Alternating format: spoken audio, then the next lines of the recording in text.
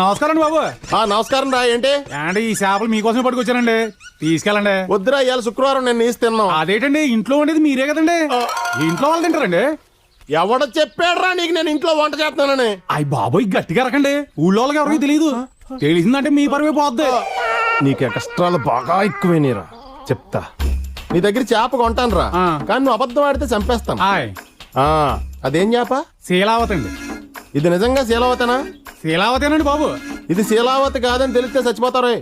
చంపేయండి. ఎంత? ఇదా అండి, 100 రూపాయలండి.